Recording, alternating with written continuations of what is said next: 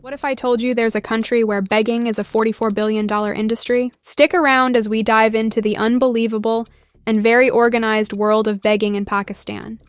An industry you've never imagined could be this profitable. Pakistan is often criticized for not establishing factories, not producing significant goods, failing to promote domestic industries, and struggling to export anything of value. But today we're going to refute that claim because there's one industry in Pakistan that has thrived, and it's likely that many haven't even noticed. This industry is the begging industry. Yes, you heard that right, the business of begging. Last year, a beggar named Muzaffar Hussain was arrested in Jaranwala, and it was discovered that he had over 300 million Pakistani rupees, roughly $1 million US, in his bank account. Similarly, in Multan, another man named Shaukat came to attention, who had taken out an insurance policy worth 10 million Pakistani rupees, about $35,000 US. When asked about his profession, he openly admitted he had been begging for years. There are interviews circulating on social media, including one with a woman named Dr. Shazia. My family arranged my marriage. They were quite nice people. They had an import-export business. I lived just like a luxury life with them. Their house had all sorts of facilities. It had its own gym, a swimming pool, and there were surf fans and everything else. There were cars too. There was a Land Cruiser and Fortuner, etc. I noticed that gradually the whole family started disappearing from the house. They all used to sit in the car and I don't know where they would go. One day I was alone in the house. I went to their basement. In their basement, these beggars' clothes were lying there. They used to change there and ask for alms.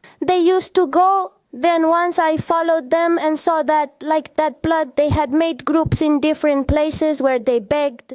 These stories shed light on just how much money is flowing through this underground industry, much more than one might imagine. One report, which was so shocking I had to double-check its validity, stated that 38 million people in Pakistan are involved in begging. To put that into perspective, Pakistan has a population of around 240 to 250 million, meaning that nearly 16% of the population is involved in this profession. Even Dawn, one of Pakistan's most credible English newspapers, has published reports on this phenomenon. You've probably experienced this if you've ever visited a major city in Pakistan, whether it's Karachi, Lahore, or even Islamabad, which is slightly less affected.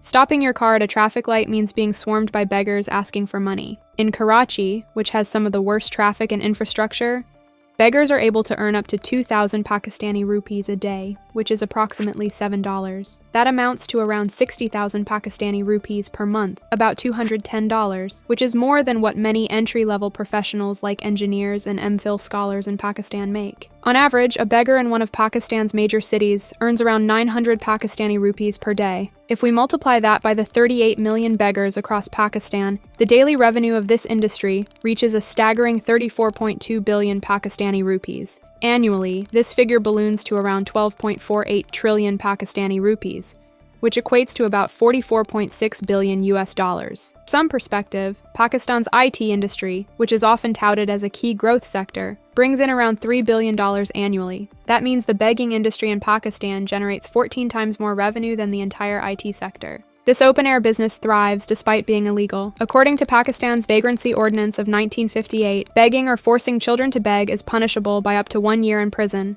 But how many are arrested? Almost none. Reports indicate that millions of people in Pakistan rely solely on begging as their main source of income, with many forming intricate networks that cross geographic boundaries. These networks are highly organized, with specific individuals assigned to certain roads and shifts, complete with pick and drop services. One might wonder if this industry has any exports. Shockingly, it does. On July 30th, 2023, Pakistan's Senate Standing Committee on Overseas Pakistanis revealed that 90% of beggars arrested in foreign countries were Pakistani nationals. Most of these individuals go abroad on pilgrimage visas to countries like Saudi Arabia, Iran, and Iraq, and then engage in begging once they arrive. This information was officially confirmed during a government session. The report also mentioned that Pakistanis have started begging in countries like Japan, a trend the Japanese likely never expected.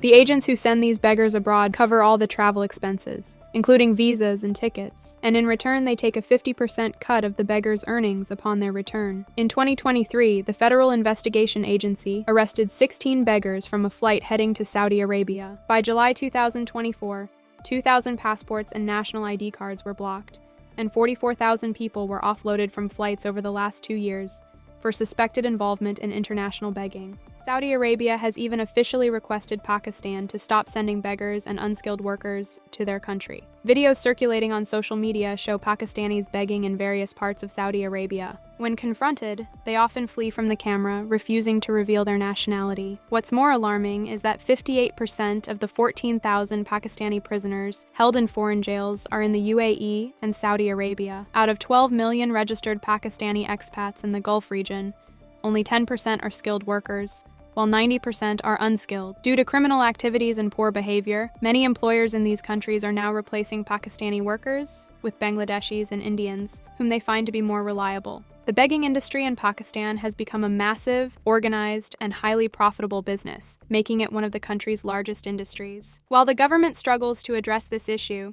it's clear that the problem goes far beyond just a few people asking for spare change on the street. If you're interested in learning about how Saudi Arabia is preparing for a future without oil and transforming its economy through Vision 2030, I've made an exciting video for you. You can watch it now. Thanks for watching. Make sure to subscribe to Luna for more content like this. Feel free to drop a comment if you have any questions. I am your Luna, signing off.